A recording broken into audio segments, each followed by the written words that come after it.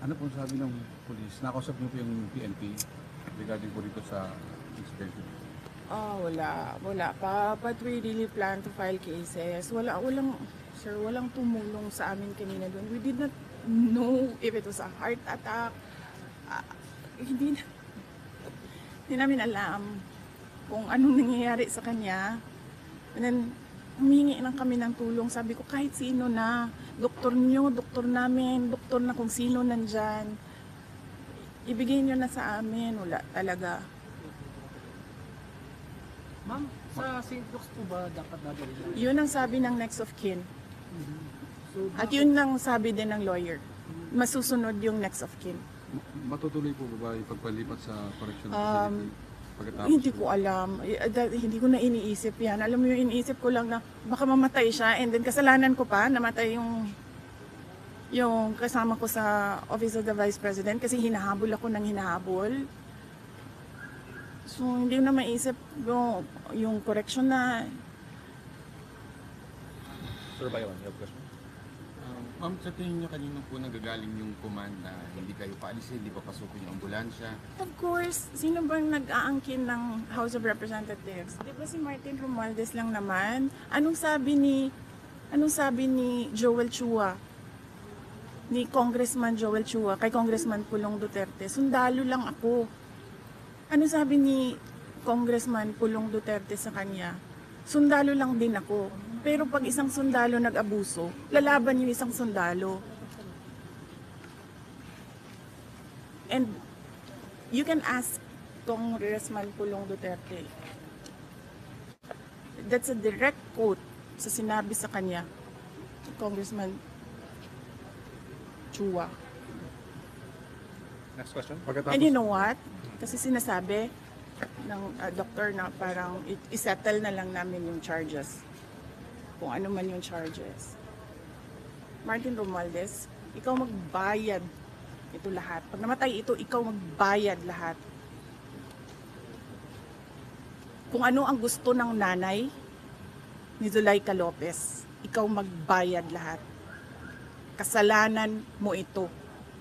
Kasi gusto mo magpresidente, hinahabol mo ako. Tigilan mo na yung ambisyon mo. Wala nga boboto sa'yo. Wala. Ano na po mangyayari pagkatapos po nito? Anong plano nyo at anong hakbang ang gagawin nyo pagkatapos po?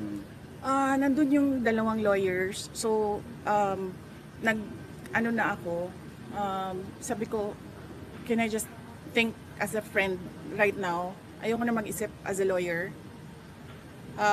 So, sinabihan ko silang dalawa doon, kayo na mag-isip as a lawyer. So, initially, ang narinig ko, there's a case of robbery. Ninakaw yung dalawang cellphone. Cellphone ni Yusek Lopez and cellphone ni Nicole. Karapatan ng isang tao to privacy ng cellphone nila. Humingi kami ng tulong kasi hindi namin alam kung anong gagawin doon sa loob. Walang tumulong sa amin. Wala. Alam nyo, kung ako lang yun mag-isa doon, kung wala akong mga security, wala akong mga escort, hindi namin alam kung anong gagawin namin. Buti na lang may mga lalaki.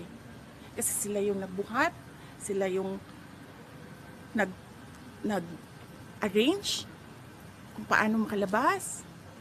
Wala talaga, nakatayo lang sila lahat doon. Meron pang mga naka-uniform na hindi ko alam kung anong uniform yun ng military ba or police na tinatanong ko, sir, may sasakyan ba kayo? Sasakyan nyo na lang gamitin namin. Walang ambulansyang dumadating. And then he said na, wala kaming sasakyan. Paano? Isip ko pa, paano kayo nakaabot dito? Naglakad kayo? Ganun yung walang pakialam sa buhay ng tao. Hindi na nahiya sa nanay. Hindi naman akusado yan. Hindi naman convict yan. Resource person yan na nagrespeto sa kanila kahit alam niyang mali yung ginagawa sa kanya. Nagrespeto siya. Kasi pakiusap ko, para na lang matapos, sige na lang, para na lang matapos, sige na lang. Niligay nila doon. Kasi nandun ako sa House of Representatives. Bakit? Sila ba may-ari nung opisina ni Congressman Pulong Duterte? Di ba siya? Dahil sa kanya inassign yung kwarto na yon. Kanina, nagko-cooperate pa ako, nagiging mabait pa ako, sinasabi ko austerity measures yung pagpatay nila ng kuryente. Hindi lahat ng tao doon nagsasabi sa house, hindi pinapatay ang kuryente. Pinapatay ang aircon. Pero ang kuryente hindi. Ma'am, sa tingin nyo, ano pong magiging hakbang ngayon ng gobyerno matapos po itong nangyari? Tapos sasabihin nila, kasi nandyan ka, so kailangan namin i-on ang aircon, kailangan namin i-on ang electricity. Ano ba sinabi ko? Edi i-off ninyo. Sinabihan ko. Anong pangalan ng general na yun? Sinabihan ko. Sabi ko, sir, hindi ko naman kailangan kuryente. Hindi ko kailangan ng aircon. Sa opisina ko, hindi ako nag-aircon. Ayaw ko ng aircon. And it turns out, nalaman ko, sira pala din talaga yung aircon sa opisina ni Kong Pulon. So wala talagang aircon doon.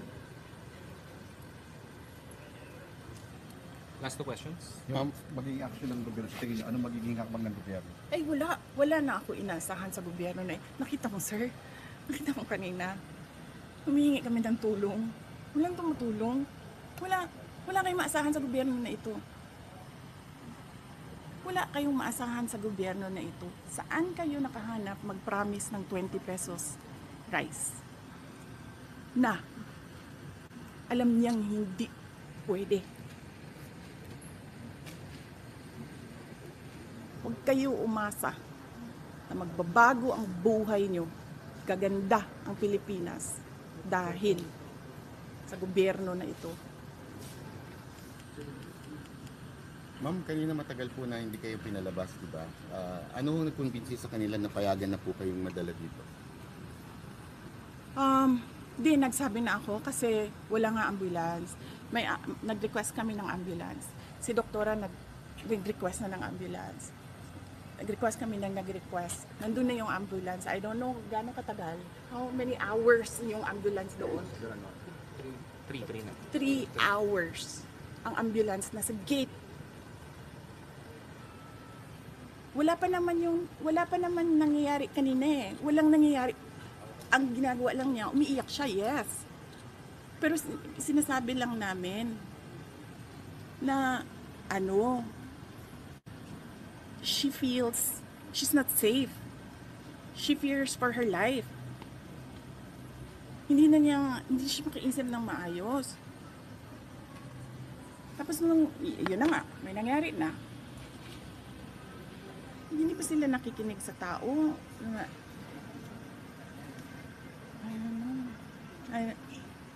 Last question, Anwar.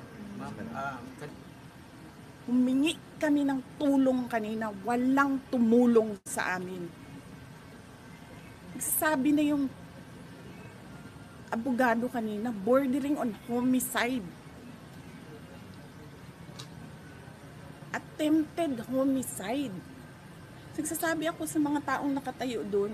Sabi ko, ano ba inaantay natin? Antayin ba natin ito na mamatay bago tayo pumunta sa hospital? Kasi pag namatay, sabi ko, hindi ito sa hospital pupunta. Punerarya, purlon. Ang kinahanglan nato din Anong tanong? Message na lang po, ma'am. Kung meron kayong message sa taong bayan. Hopeless. Hopeless. Sabi ko, we are on the road to hell. This country will go nowhere. I'm telling you. Walang papupuntahan itong bayan na ito. Wala silang ginagawa. Galing ako sa loob. Naging cabinet member ako. Wala silang ginagawa. Sa totoo lang. And personal knowledge ko yan. See, I was there. I sat there. I listened. Rinig ko. Lahat. Wala nang papupuntahan ito. Sabi ko nga sa inyong lahat, BBM, Lisa, Martin Romualdez, o kung sino pa man yan dyan, gustong humabol sa akin, drag me to hell. Go ahead. Tingnan nyo. Okay, ma'am.